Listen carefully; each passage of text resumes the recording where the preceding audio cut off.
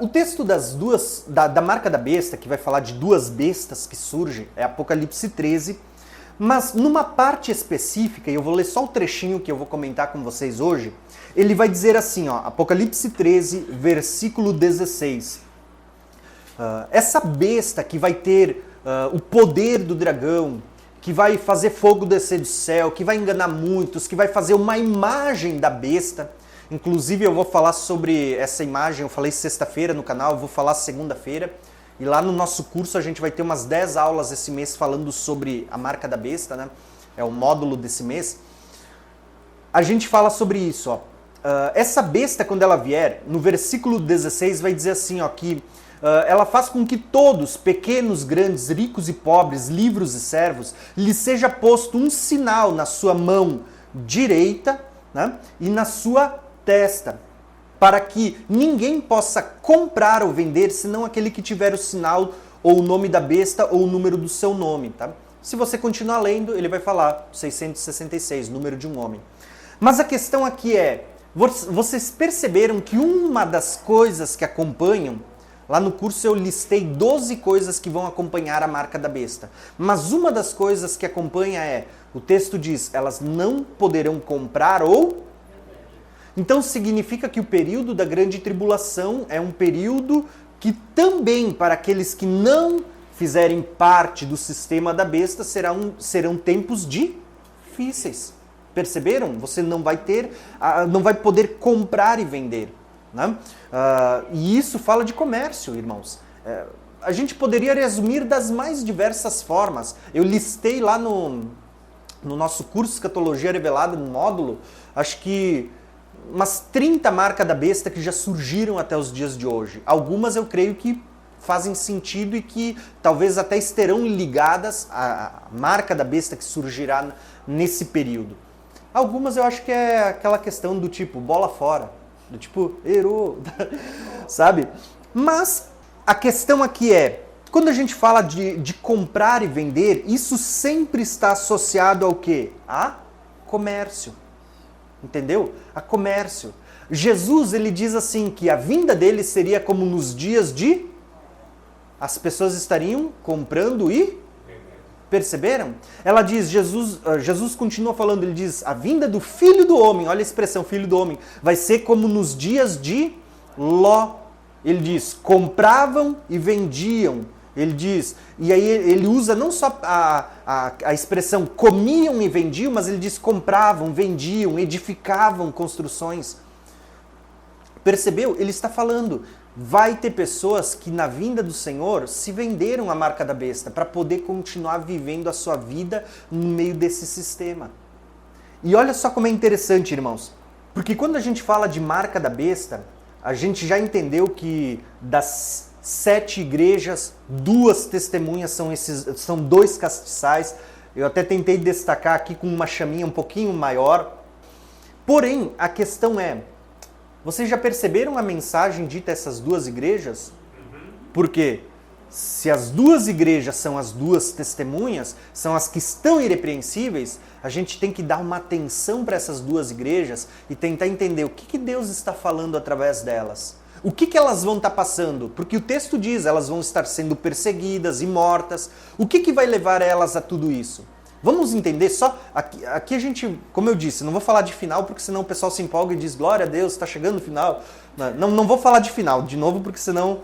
Mas assim, o que eu quero mostrar para vocês olha só, quando a gente olha para a primeira igreja, daquelas que a gente chama de as 2 testemunhas, Esmirna, olha o que o texto vai dizer para nós, e ao anjo da igreja em Esmirna escreve, isto diz o primeiro e o último, aquele que foi morto e reviveu.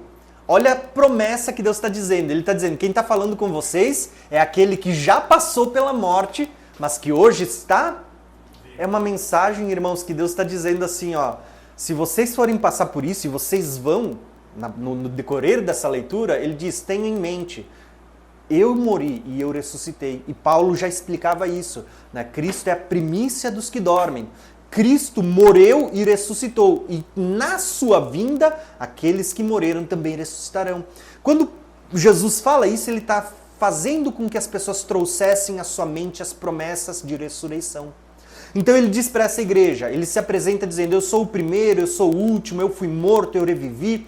Ele diz, eu conheço as tuas obras, eu conheço a tua tribulação, porque as duas testemunhas passam pela grande...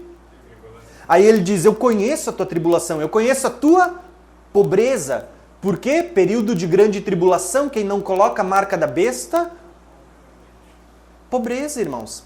Vai ser pobre no sentido de que vai viver da dependência do Senhor.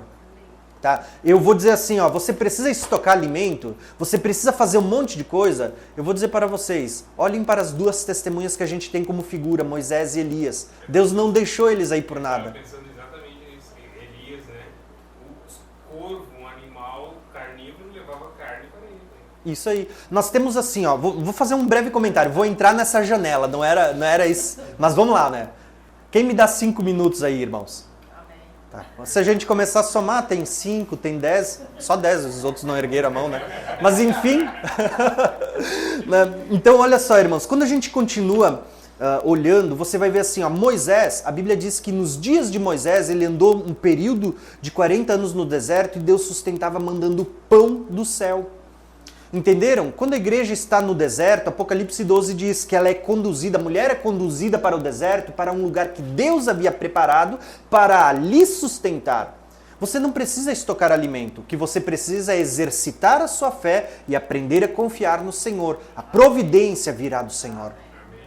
Quando você olha para Elias, o irmão citou, tem uma porção que diz assim que os corvos vinham e lhe traziam pão, lhe traziam carne, ele estava à beira de um riacho. Até ouvi uma explicação algum tempo atrás que a palavra traduzida ali por corvos, ela podia se referir à ave ou ao árabes, isso, né? Os povos beduínos ali que andavam na região do deserto, como se os próprios beduínos, quando passassem, deixavam pão para o profeta. Mas independente, irmãos, se é um animal que Deus vai usar para trazer, ou se são outras pessoas, porque quando você olha lá para... aqui, ó, falei, a minha cabeça está fazendo as conexões aqui, tá? Vocês não veem, é um negócio espiritual aqui. Quando você olha para Mateus 24, Jesus está falando da vinda. Mateus 25, ele não diz, quando o Senhor vier na glória do seu Pai, Jesus vindo na glória do seu Pai, ele vai reunir as nações. Aí, a gente fala sobre isso lá no canal, eu e Israel, a gente tem várias camadas de revelação nesse texto, mas uma delas que a gente fala, ele não está dizendo assim para as nações, olha, que ele vai botar uns à direita, e aí a pessoa vai dizer assim, por que eu estou aqui, né? Ele diz, não, vinde bendito do meu Pai. Ele diz, porque quando tive fome, me deste de comer. Aí os outros, né, afastai-vos de mim. Ele diz, porque quando eu tive fome, vocês não me deram. Quando me viram com sede, não me deram de beber. Quando eu estive nu, vocês não me vestiram. Uma das interpretações é, isso não está falando da grande tribulação, quando muitas nações, ou povos, ou pessoas que ainda não são igreja, não se converteram, mas elas vão socorrer a igreja, caberia muito bem a ideia dos beduínos, de árabes ali, né? Aqueles que muitos traduzem por corvos ou pessoas, não importa, mas a Bíblia está dizendo que Deus preparou a provisão para as pessoas que confiarem nele nesse tempo. Entenderam? Se forem corvos, mais adiante a Bíblia diz que Elias foi para a viúva de Serepta, uma gentílica, né? Uma estrangeira, e Deus ele vai sustentar Elias por meio da vida daquela viúva, tá? Por meio de outra pessoa. Mas até a viúva também teve que viver um milagre sobrenatural, que era a botija multiplicar ali e não acabar. Então, você percebe que Deus pode usar um animal, Deus pode usar uma pessoa, mas no final das contas o negócio é sobrenatural. Na grande tribulação as pessoas vão viver a providência de Deus. Entenderam? É a providência de Deus. Só que, voltando agora para o nosso texto, né?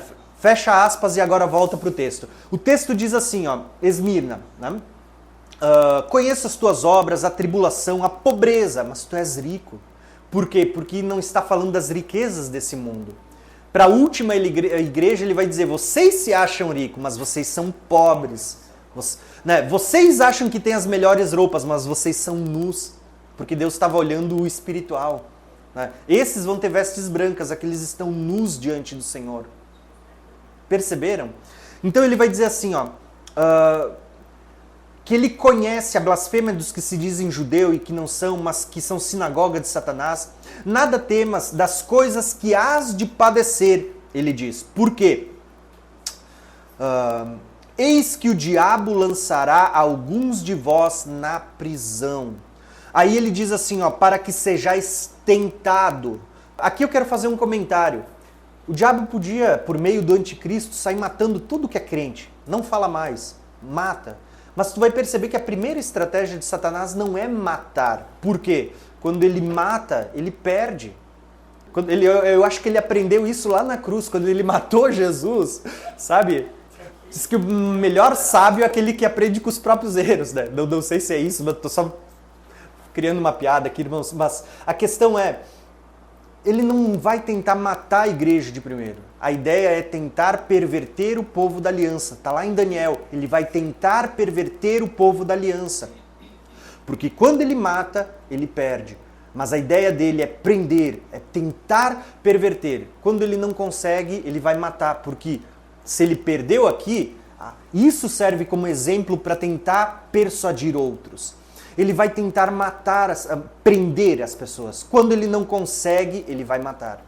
E aí, por isso, o texto diz assim, ó, eis que o diabo lançará alguns de vocês na prisão para serem tentados. Essa tentação está aqui, ó. Ó, se você aceitar a marca da besta, você vai ser solto, você vai poder voltar para sua vida normalmente. Sabe essa coisa que a gente olha e diz, pô, não parece teoria da conspiração? Não, isso aqui parece Bíblia, irmãos. É profecia isso aqui. E o texto diz assim, ó, para que sejais tentados e tereis uma tribulação de 10 dias. A gente já falou sobre isso, conexão com as festas, né? Aí ele vai dizer assim, ó, seja fiel até a... Por que ele está falando seja fiel até a morte se as pessoas só estão sendo presas? Não, ele está dizendo seja fiel até a morte, porque depois da prisão vem o quê? Muitas pessoas irão ao extremo de serem mortas por causa da fé. Tanto que tem uma passagem em Apocalipse, eu não recordo agora, onde ele vai dizer assim, ó, que muitos serão decapitados. Né? Ele diz assim, ó, e é assim que se dará, se provará a fidelidade dos santos, né? Na palavra de Deus e no testemunho do nome de Jesus. É dessa forma que darão prova da sua fidelidade a Deus, ao extremo da morte. Eu acho que aí entra aquela ideia da onde surge Galeria da Fé. Pessoas que foram fiéis a Deus até a morte, aguardando as promessas futuras, visualizando as coisas que ainda viriam pela frente. Entende? Então, o texto está mostrando, muitas pessoas serão perseguidas e mortas, mas a promessa é, ele disse, eu sou aquele que estive morto e ressuscitei. O que ele promete para esses que ele está dizendo? Ó, seja fiel até a morte, eu te darei a coroa da... Perceberam? Deus estava falando para essa porção, para essa primeira igreja que simboliza uma das duas testemunhas. Ele está dizendo assim, ó, muitos de vocês que são fiéis, que são irrepreensíveis, vão passar por tribulação por causa do meu nome, vão passar por pobreza, tempo de escassez, mas não se preocupe, confie em mim porque eu tenho um lugar preparado para sustentar. Como? Não sei, Deus sabe, tá? Deus vai sustentar. Eu creio que a gente vai ver coisas maiores no tempo do fim. Se a gente acha que é maravilhoso a gente falar do que a Bíblia já fala, isso aí era a amostra. É aquilo que a gente chama de sombra. Se a sombra já é bonita, imagina o que é a realidade do que Deus vai fazer com os santos na grande tribulação. Mas é tribulação, irmãos. Não vá enfeitando o negócio demais para não perverter também a mensagem. Né? Não enfeita demais. Mas a questão é, quando a gente olha para essa igreja, ele vai falar sobre isso. Só que olha que interessante, essa igreja, a Bíblia vai dizer assim, ó, que eles participam da primeira ressurreição. E você começa a perceber que a promessa lá em Apocalipse 20 é aqueles que não adoraram a imagem da besta, né? Primeira ressurreição, ó, aqueles que não adoraram a imagem, não colocaram a sua marca. Ele diz assim, ó, estes participam da primeira. Você percebe que aquilo que eu falei para vocês lá no início, aquela mensagem de um arrebatamento secreto, a igreja não está aqui, quando você começa a ver tudo isso já o vento levou, né? Não tem mais essas bases para sustentar essas coisas. Então você vê assim, ó, a Bíblia falando, essa igreja, ela vai receber a coroa da vida, ela vai ressuscitar. Eles participam da primeira ressurreição no final, depois que passou a marca da besta, depois que passou a imagem, depois que passou tudo isso. E por isso que eu disse, 2 testemunhas, 7 igrejas, marca da besta, está tudo conectado, irmãos. Só que, olha ali, ó, pra gente ir pra próxima então, pra gente terminar. Isso é lorota, terminar nada, a gente vai até amanhã. Não, olha só, brincando, mas a próxima igreja, que é Filadélfia, qual que é a mensagem agora para a próxima igreja? Ele está dizendo o seguinte para a próxima igreja, ó, Filadélfia. E ao anjo da igreja que está em Filadélfia, escreve, isso diz o que é santo, o que é verdadeiro, o que tem a chave de Davi, né? Aquele que abre e que ninguém fecha, e que fecha e ninguém abre, né? Ele diz, tá, vamos parar por aí. O ele diz, eu vou dizer daqui a pouco. Irmãos, aonde que aparece a chave de Davi? Vocês já viram isso? Existe um lugar nos profetas. Eu canso de repetir. Existe nos profetas. Tá? Existe na lei, no salmo, nos profetas. Por isso que a gente sempre diz, a gente tenta incutir isso na mente das pessoas. Para interpretar o Apocalipse, você precisa conhecer toda a Bíblia. Né? Você precisa estudar tudo e não apenas algumas porções isoladas. Quando você vai lá para Isaías 22, isso, Isaías 22, você vê que Deus está falando sobre isso, por meio do profeta Isaías. Deus estava dizendo, ele vai usar a figura de um mordomo mau e de alguém bom que vai ser colocado no lugar. Que eles têm por nome, eu não vou ler aqui porque tempo, né? Tem ali Sebna, que era um mordomo mau, e tem Eliaquim. Segundo Israel, significa? Deus levanta, entenderam? Você vê que Deus está derrubando o velho reino, o governo, que é Sebna, um mordomo mau, e Deus vai levantar agora Eliaquim. Nós estamos aqui a figura do anticristo e do próprio Cristo, o Filho de Deus, que vai estar assumindo o reino de Deus. E ele vai dizer para Eliaquim assim, ó, olha que interessante, ele vai dizer assim, Isaías 22, último versículo, 21, ele vai dizer assim, ó, e eu porei a chave da casa de Davi sobre o seu ombro, e ele diz assim, ó, ele abrirá e ninguém fechará, ele fechará e ninguém... Não é as mesmas palavras que estão ali na igreja? Ele não está prometendo para a igreja, gente, seja fiel. Ele diz assim, ó, porque vocês vão ver Eliaquim, vocês vão ver o próprio Cristo vindo e ele tem a chave de Davi. Ele vai ter essa porta aberta que ninguém vai fechar. Entende? Só que, irmãos, esse texto é muito mais revelador do que eu estou falando para vocês agora. Se vocês lerem ele desde o princípio, você vê que Deus, antes de fazer essa promessa, de dar o domínio a Eliaquim, um domínio que não passará, uma chave de Davi, que tem o poder, ele vai falar uma coisa. Ele vai dizer assim, ó, nesse mesmo texto, só que mais para cima, ele vai dizer assim, ó, no versículo 12, o Senhor Deus dos exércitos chamou naquele dia. Sempre que você vê naquele dia, liga o alerta, porque está falando do tempo do fim também. O Senhor Deus dos exércitos chamou naquele dia para chorar, para prantear, para raspar a cabeça, para cingir com cilício. Deus está dizendo assim, eu estou chamando o povo ao arrependimento, para se vestir como as 2 testemunhas de pano de saco, para se arrepender dos seus maus caminhos, para se voltar ao Senhor. E o povo será que está atendendo? Não. Olha o que o povo faz, ó. O texto diz assim, Deus chamou o povo ao arrependimento, mas no versículo 13 diz, porém eis que aqui gozo e alegria. O povo dizendo, né, que eles iam se alegrar. Matem-se bois, degolem-se ovelhas. Olha as expressões. Come-se carne. Come-se. Aonde que fala de comprar e vender ou de comer? Antes da chave de Davi. Marca da besta. Ele está dizendo assim, come-se carne, bebe-se vinho. E disse, comamos e bebamos, porque amanhã morreremos. Né? Aí Deus vai dizer assim, ó, mas o Senhor dos exércitos revelou aos seus ouvidos, dizendo, certamente esta maldade não vos será espiada até que morais. Isso talvez você não conecte, mas Deus está falando nas entrelinhas sobre a marca da besta. Ele está dizendo, aquele que coloca a marca na besta para poder continuar comendo e bebendo, comprando e vendendo, Deus está dizendo aqui, essa maldade não vos será espiada. Lá em Apocalipse diz que aquele que botar a marca da besta arderá no fogo e no... Perceberam? Deus está falando a mesma coisa, porém num contexto diferente. Deus está dizendo aqui, ó... as pessoas dizendo, vamos comer, vamos beber, vamos fazer festa, ele diz, porque amanhã morreremos. Né? Paulo não usa isso quando ele fala lá da ressurreição, no capítulo 15, ele diz que se a gente passou por... Ele diz, se não existe ressurreição, porque amanhã morreremos.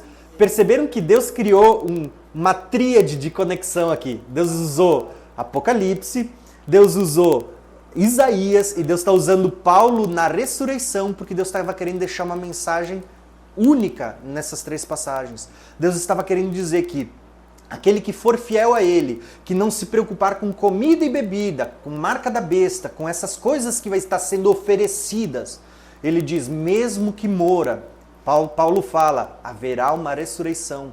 Tá? Essa é a mensagem por trás disso. Haverá uma ressurreição. Quando que ela vai acontecer? Quando vier o Eliakim, aquele que Deus levanta, né? Ou seja, o próprio Cristo. Quando ele vem, acontece a primeira ressurreição.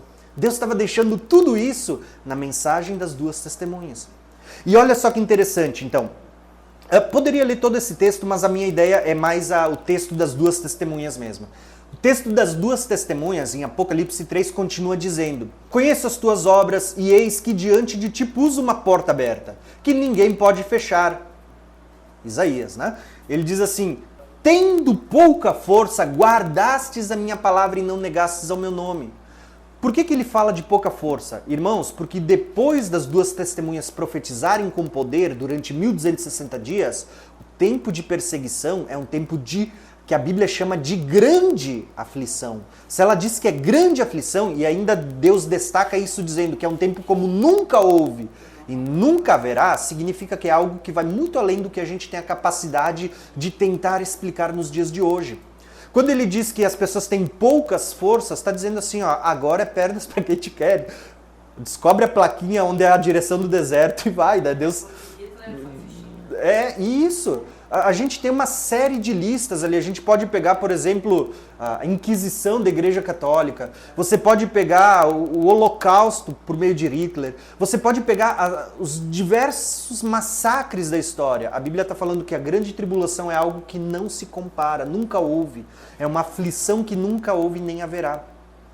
Então, Deus estava falando tudo isso por meio das 2 testemunhas. Mas quando ele diz sobre essa porta aberta, olha o que ele vai dizer para essa igreja. Essa igreja figura muito Elias, né? A outra estava sendo morta, essa vai permanecer com vida até o final. Olha o que ele vai dizer assim, ó. Ele diz, versículo 9, eis que eu farei aos que são sinagoga de Satanás, que se dizem judeus e não são, mas que mentem, eis que... farei que venham, adorem prostrado aos teus pés e saibam que eu te amo. Quando que isso vai acontecer? Na ressurreição. Sabe aquelas pessoas que ficaram para trás?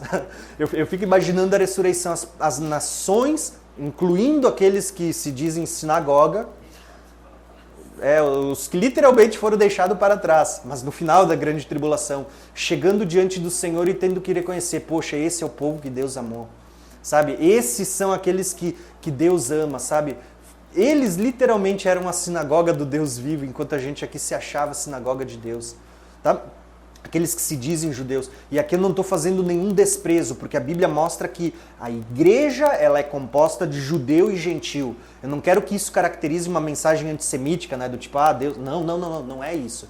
Mas é que existe um povo, muitas vezes, da carne, com uma mensagem carnal, né? E essa mensagem é que ela está encaixada aqui nesse texto. Tá? Mas a questão é, olha só o que o texto vai dizer para nós.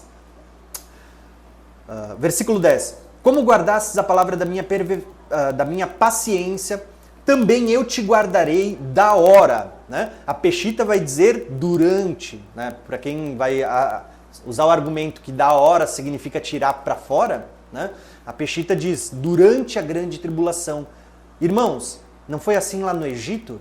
Né? Cai a sétima praga. O que era?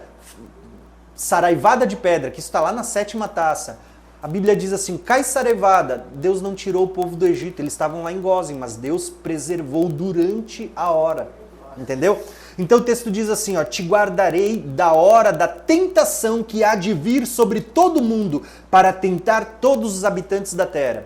A pergunta que eu faço é, que tentação é essa, irmãos, que a Bíblia está falando? Quem pode dar um palpite aqui? Tá? Oi? Operação do Eiro, grande tribulação, mas isso está no título do que eu falei para vocês hoje. 2 testemunhas, né? 7 igrejas e o quê? Marca da besta.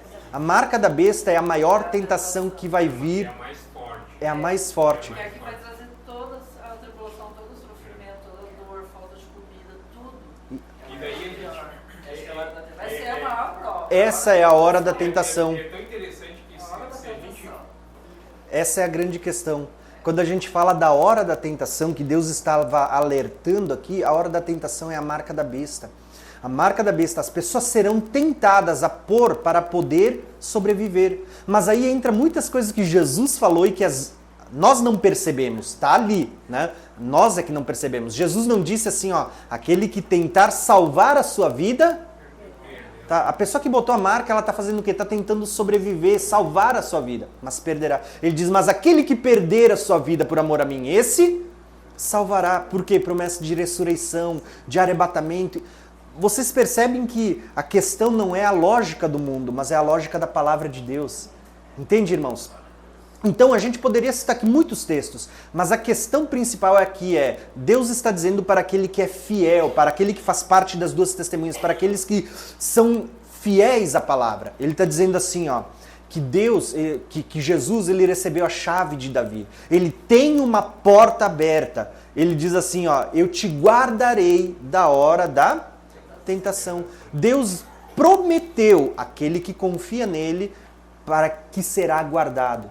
E é isso que nós temos que se apegar. E lembrem aqui, irmãos, porque o que aconteceu na entrada da terra não pode voltar. E eu creio que não vai acontecer de novo. Naquele tempo, quando eles estavam para entrar na terra prometida e eles enviaram 12 espias, 10 não confiaram na palavra de Deus. Apenas 2, olha aqui, ó, 2 testemunhas, perceberam? Apenas 2 confiaram na palavra de Deus. Olharam para os gigantes e disseram assim, mas Deus disse que nos daria a terra. Aqui, Deus disse que nos guardaria da hora da tentação. A questão é a confiança a Deus. Quando Deus fala lá em Hebreus, se eu não me engano, ele fala daqueles que pereceram no deserto depois de ter sido tirado no Egito, ele vai falar que foi por causa da incredulidade, porque não confiaram em Deus, por causa da dura cerviz. Sabe, muitas pessoas vão perecer por causa disso. Eu sempre digo, isso é para todo mundo. Não escolhe gênero, não escolhe cor, não escolhe classe social, fala de pequeno, de grande, de servo, de livre, de escravo, de general, não importa. A gente fala disso, mas uma coisa a gente tem que... Eu sempre falo, né? Eu falei esses dias, estava contando para minha filha. Eu não sei se eu contei isso no canal, eu não conto muito, mas esses dias eu estava falando para minha filha, né? Botei ela para dormir, aí eu comecei a contar uma historinha para ela antes dela dormir. Filha, sabia que Jesus vai voltar? Ele vem resplandecente, montado num cavalo branco, com olhos como chama de fogo, né?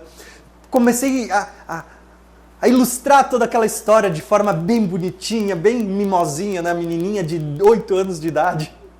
Daqui a pouco eu me empolguei e comecei a pregar para ela. E eu comecei a dizer, mas filha, você tem que estar atenta, porque antes da vinda de Jesus vai haver uma grande tribulação. Eu disse, vai haver um homem mau, vai vir um inimigo, né? Eu falo inimigo para ela, vai vir um inimigo. E eu disse assim, ó, ele vai tentar matar muitos, ele vai fazer as pessoas negarem. E eu disse, olha filha, você não pode negar Jesus. Tava ensinando, sabe? A Bíblia fala pro teu filho de dia, de noite, tal. E eu ensinando para ela, dizer, filha, se acontecer nos nossos dias, você não pode negar Jesus.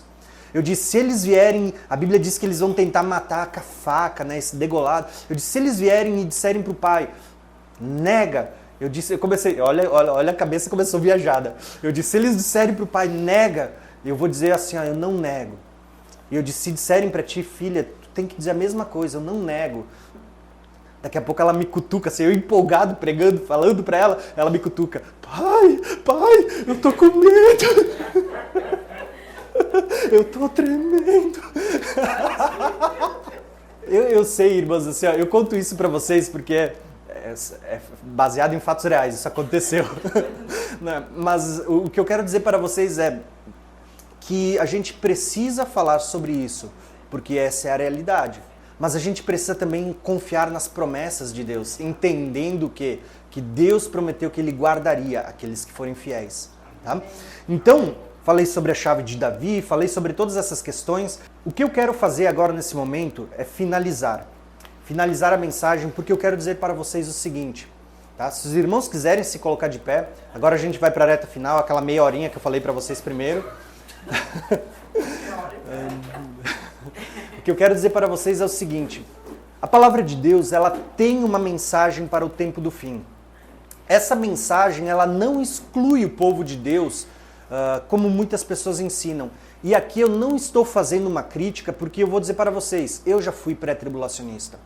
E quando eu não era uma pessoa mal intencionada, ou era um monstro de 7 cabeças, um falso profeta, um herege. Não, eu era um cristão sincero que ouvia e eu replicava aquelas coisas, entenderam? Mas um dia o Senhor falou comigo e o Senhor começou a falar comigo e Ele começou a dizer assim, para de ler os livros e começa a ler a Bíblia. E não que livro seja ruim, existem muitos livros bons, os próprios vídeos que a gente faz é como se fosse um conteúdo de um livro, só que gravado. Então, não é pecado você ouvir outro ou tentar buscar informações com outros. Mas o que Deus estava ministrando para mim naquele tempo era, eu precisava ler mais a Bíblia, porque Ele queria falar comigo. A palavra de Deus diz assim que a unção que está sobre você, João fala, ela te ensinará todas as coisas. Irmãos, a gente precisa conhecer a Bíblia. Nós precisamos conhecer. A palavra de Deus diz que as 10 virgens, ela diz que as que permaneceram até o final são aquelas que tinham azeite. E a Bíblia diz assim, lâmpada para os teus pés é a tua... O que é lâmpada? O que é o azeite sobre a lâmpada? Tá falando do Espírito Santo, sim, e tá falando também da palavra, ter a palavra em abundância. Porque quem não conhece a palavra nesse tempo são as pessoas que vão ter lamparinas apagadas, que vão correr de um lado para o outro, tentando comprar num período que já não se vende mais, em que possivelmente é o período que as 2 testemunhas já não estarão mais profetizando porque terminaram os dias da sua profecia. Entenderam? Então, o que nós precisamos entender nesse momento? A palavra de Deus mostra, em primeiro lugar, que a igreja estará aqui. Ela diz, quando as 2 testemunhas, que são 2 castiçais, são 2 porções da igreja, Jesus diz, 7 castiçais são 7 igrejas, 2 são 2 porções. Quando elas terminarem, ele diz, Deus vai permitir que Satanás faça essas coisas. É uma permissão de Deus. Talvez muitas pessoas possam se questionar, poxa, mas isso não torna Deus mau? Não. Deus está provando aqueles que realmente são fiéis. Isso não torna o nosso Deus um Deus, alguém que deixa a sua igreja sofrer, a sua noiva ser flagelada, né? Não é isso que muitas pessoas vão dizer. Não, irmãos.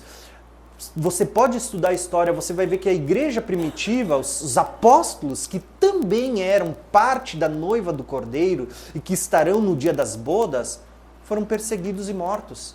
Dos 12, a Bíblia vai dizer que um permaneceu vivo, e não foi por falta de tentativa, porque até num caldeirão quente lançaram o cara. Não foi por falta de tentativa, né? Mas não conseguindo matar, exilaram o cara numa ilha, prenderam. Mas você vai ver o quê? Que toda igreja, a história passaram por tribulações. Paulo passou por tribulações, mas a bendita esperança da igreja, a bendita esperança que a Bíblia fala, era o quê? Mesmo que a gente mora, que a gente seja fiel, isso nos leve à morte. Ele diz, Deus tem reservado para nós a coroa da vida. Então o que eu quero dizer para vocês é, irmãos, eu acredito que a vinda do Senhor está muito próxima. E eu vou falar para vocês o seguinte, isso é uma coisa que eu não pretendo trazer no canal, porque existem muitas pessoas que vão usar isso ou pegar trechos. Eu já tenho pessoas que hoje em dia pegam trechos dos meus vídeos para refutar, para discutir, só que pegam um trechinho, não olham todo o conteúdo. Eu não vou trazer isso no canal, mas não vou marcar data também, né? Porque Vocês entendem, né? Não é uma questão de marcar data.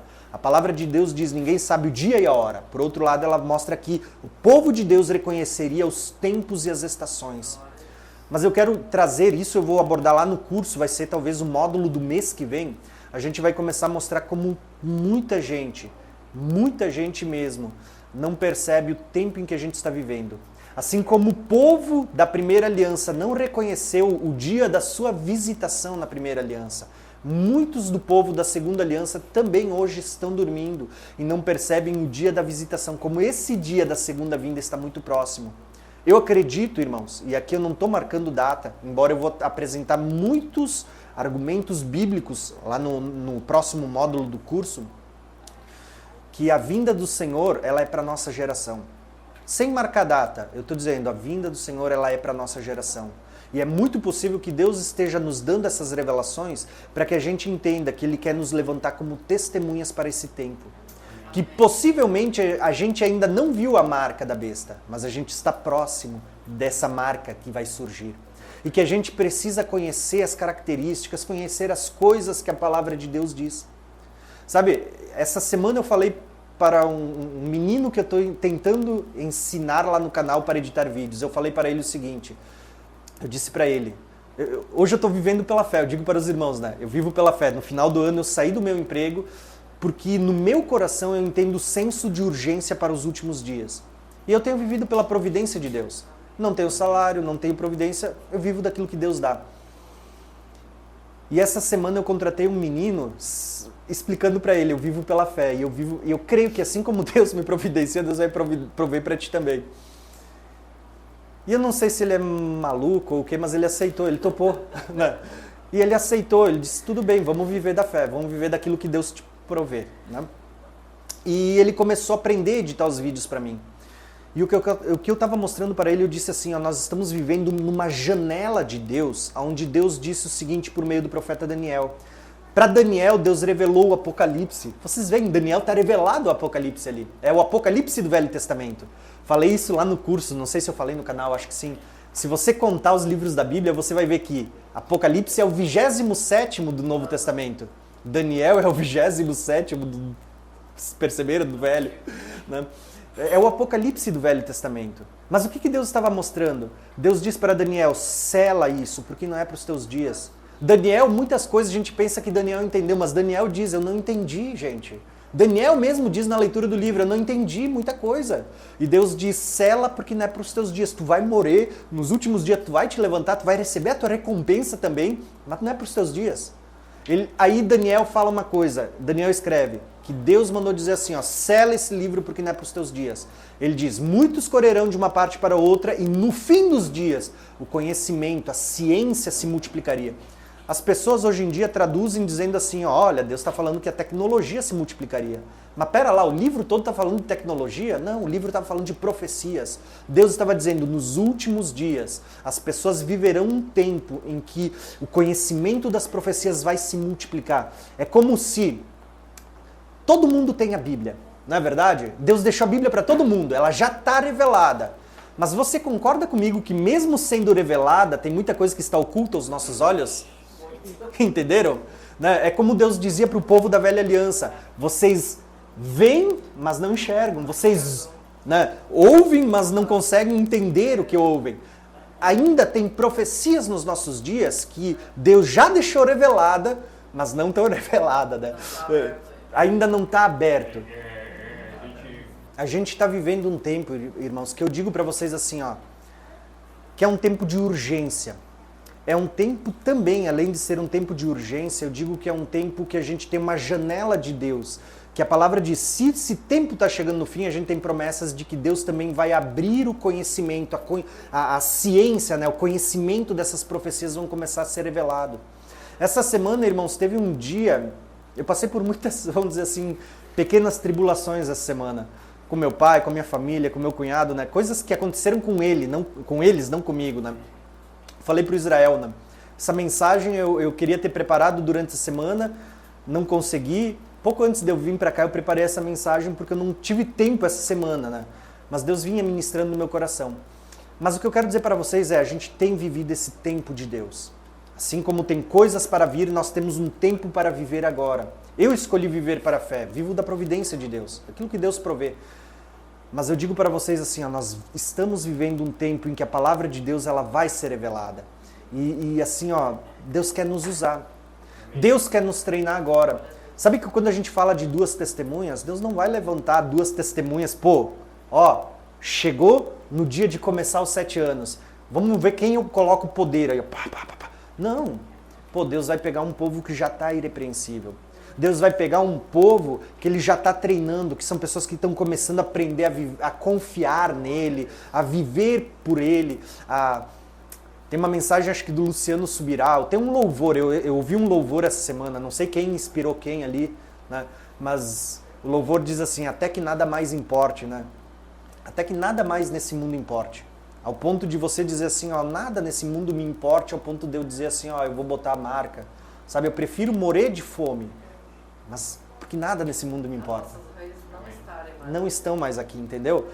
O meu viver, né? Aí eu acho que a gente alcança aquilo que Paulo diz. Para mim, o morrer é lucro, o viver é Cristo, entendeu? Eu acho que aí a gente chega nesse momento, entende? Então, irmãos, eu espero que essa mensagem ela tenha edificado vocês, ela tenha servido, pelo menos para acrescentar alguma coisa ao que os irmãos já têm de revelação da palavra de Deus. Que Deus seja sobre todos nós. Amém? Amém. Eu quero fazer uma oração com vocês. Amém.